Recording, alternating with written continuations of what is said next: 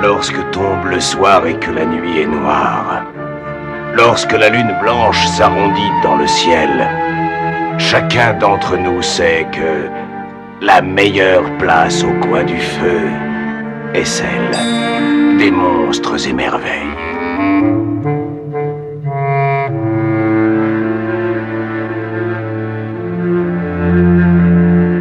D'après une ancienne légende allemande.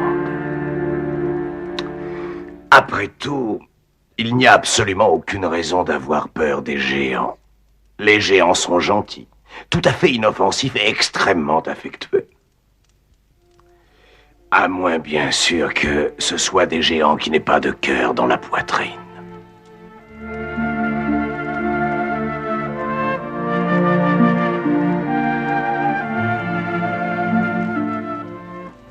Pensez à toutes les choses désagréables que vous connaissez et ajoutez le mot géant devant. C'est ça que vous obtenez lorsqu'un géant n'a pas de cœur. Et un géant de ce genre, justement, terrorisait autrefois un pays tout au nord du monde, presque au bout du monde. Il avait caché son cœur quelque part. Tous ces sentiments gigantesques le fatiguaient beaucoup trop. Alors, il avait mis un nid de guêpes à la place de son cœur. C'était plus simple. Ce géant pouvait vous écrabouiller comme ça entre le pouce et l'index, et il le faisait assez souvent.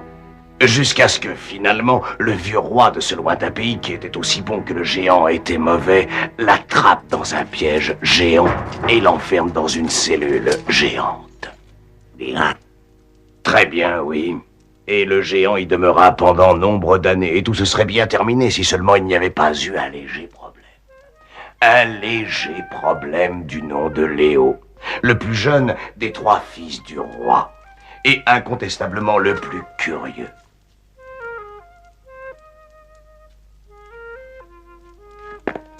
Et justement, il existe une pièce toute sombre où il n'a pas le droit d'entrer. Ses frères lui racontent qu'un géant sans cœur y est enfermé. Mais Léo ne veut pas les croire. Je ne vous crois pas. Répondez-moi.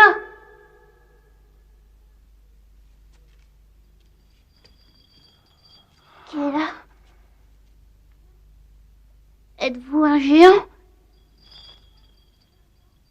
Tapez une fois si vous êtes un géant et 2 fois si vous ne l'êtes pas.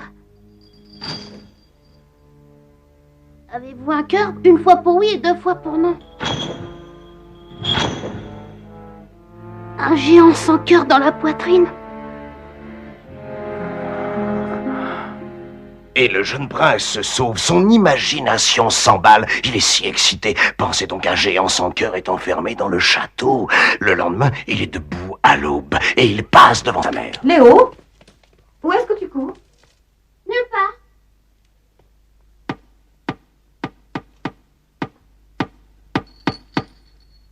Est-ce que tu m'entends? Oui. Pourquoi êtes-vous enfermé là? Parce qu'il y a bien longtemps, j'ai fait de mauvaises actions. Je suis là pour ma pénitence. J'ai passé ici de gigantesques années, et si on ne me laisse pas sortir, je vais bientôt mourir. Oh, rassurez-vous, je vais aller prévenir mon père. Non, n'en parle à personne, je t'en prie. Est-ce que tu aimerais devenir mon ami? Oui, s'il vous plaît. Bien. Bien. Il est méchant, ce géant. Oh oui. Jour après jour, le petit prince va lui rendre visite. Il a envie de parler à tout le monde de son nouvel ami. Mais il ne doit pas.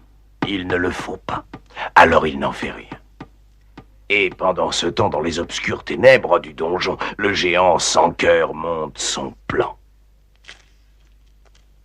Les clés de mes verrous, sais-tu où elles sont accrochées? Je ne sais pas, non.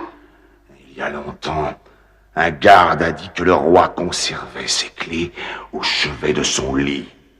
Oh, ces clés-là, elles sont énormes, gigantesques. Je croyais que c'était les clés de la salle du trésor. Oh non, ce sont les miennes, les clés de mon malheur. Voulez-vous que je vous dise? Je pense que si je prenais ces clés et que je vous laissais faire un tour, personne ne s'en apercevrait. Non, ce ne serait pas juste. Ceci est ma pénitence. Je la mérite. Ce n'est pas gentil de vous laisser là-dedans tout seul. Je parie que vos chaînes vous font mal. Quelquefois seulement. Dites ce que vous voudrez. Moi, je vais aller vous chercher ces clés. Cette nuit-là, dès que le château fut silencieux, Léo se glissa dans la chambre où dormaient profondément le roi, son père, et la reine, sa mère.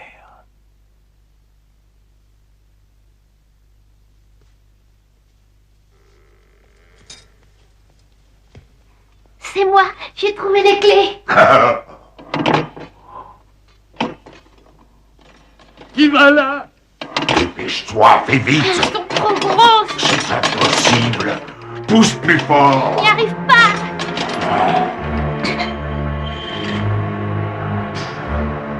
Surtout n'oublie pas de me les rendre. Qu'est-ce qui se passe?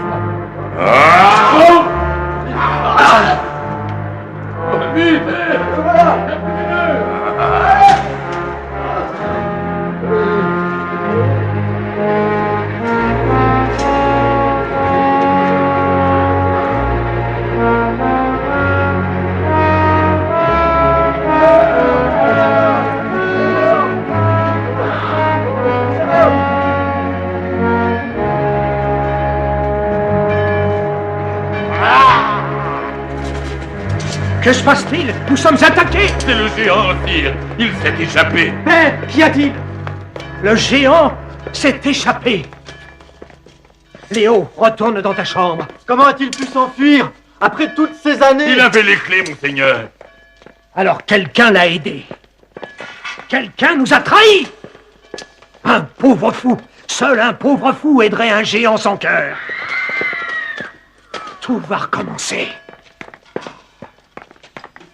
Léo, je t'ai dit de regagner ta chambre.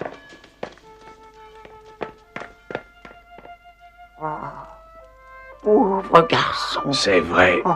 Quelqu'un nous a trahis. Seul un pauvre fou aiderait un géant sans cœur.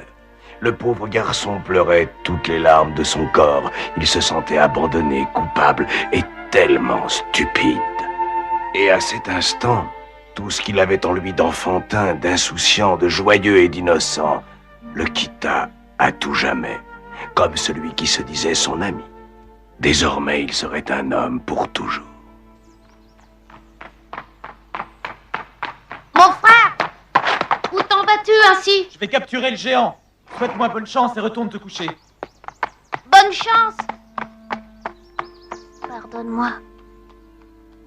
Mais son frère ne l'entendit pas. Il partit à la recherche du géant. Et il n'en revint jamais. Mon frère! Où t'en vas-tu ainsi? Je pars chercher notre frère et capturer le géant. Mais il va te tuer! Souhaite-moi bonne chance. Comme Léo se sentit coupable en regardant son frère s'en aller, et plus coupable encore quand il ne le vit pas revenir lui non plus. Mère, Ton père déclare qu'il veut s'en aller combattre le géant. il ne peut pas, il faut l'en empêcher. J'ai déjà perdu 2 de mes fils. Il est trop vieux, il est trop malade. Ne pleure pas. Léo, promets-moi que toi tu n'iras pas. Mais il ne promet rien. Comment pourrait-il promettre? Sans lui, le géant serait toujours enchaîné, bien enfermé, solidement captif du sombre donjon. Non, il est responsable du désastre. C'est à lui de le réparer. Tant pis pour la folie. Tant pis pour l'inconscience. Tant pis pour toi. Ce qui seul compte désormais, c'est de retrouver le géant et de mettre un terme à ses ravages. Ainsi, le jeune prince Léo s'en va dans la lande à la recherche de celui qui un temps se prétendit son ami, le géant sans cœur. 3 hivers viennent et vont et le mordent au passage. Mais un jour, il trouve une piste et il est sûr d'être enfin sur les traces cruelles du géant. « Aide-moi » crie un oiseau blessé. « Le géant m'a cassé l'aile, je ne peux plus voler, je ne peux plus manger. Aide-moi » Alors Léo prend l'oiseau, le réchauffe dans ses mains, le soigne, le nourrit et l'abreuve. Et bientôt l'oiseau guérit, l'oiseau s'envole. « Merci, lui crie-t-il. Si tu as besoin de moi, je ne serai pas ingrat. » Peu après, Léo arrive devant un torrent. Et il entend un claquement, un soupir, un battement, un claquement, 2 soupirs. « Aide-moi !» crie le poisson qui s'asphyxie. « Aide-moi, rejette-moi à l'eau. Je suis échoué sur la terre. Je me meurs, j'étouffe. Aide-moi !» Léo a faim, très faim, et ce saumon est dodu. Mais le garçon sait ce que souffrir veut dire. Et il renvoie le poisson à son royaume humide. « Merci, crie le poisson, je ne serai pas un ingrat. » À sa place, moi je l'aurais mangé, puisque tu dis qu'il avait tellement faim. J'aime bien le poisson. Tiens donc. Quoi qu'il en soit, le garçon poursuit son chemin. Mais voilà que son cheval tout à coup l'abandonne. Ce vieux cheval qu'il emporte partout depuis sa tendre enfance, son compagnon de misère, voilà qu'il tangue, qu'il tombe à genoux, qu'il s'écroule lentement sur le flanc. Errant l'âme. Alors est-ce que le prince a mangé son cheval? Non, il n'y a pas touché, il n'a pas voulu. Il s'allonge tout contre lui, affamé et désespéré. Et puis il ferme les yeux. Il retient 4 larmes et il s'enfonce dans un rêve moelleux. Oh, il rêve que c'est sa mère qui vient le consoler, qui caresse ses joues humides, qui le réchauffe doucement. Non, ne bouge pas! Des crocs, ce sont des crocs qui luisent devant toi. Je n'ai rien mangé depuis la venue de l'hiver. Aide-moi, laisse-moi manger ton cheval afin de reprendre des forces. Aie confiance en moi. Mais comment Léo aurait-il confiance en qui que ce soit, lui qui a été si cruellement trahi? Oh, c'est vrai, laisse donc mourir le loup. Toi, le chien, tais-toi. Je t'en supplie. Pauvre de moi, je vais en mourir. Non, ne me laisse pas faire.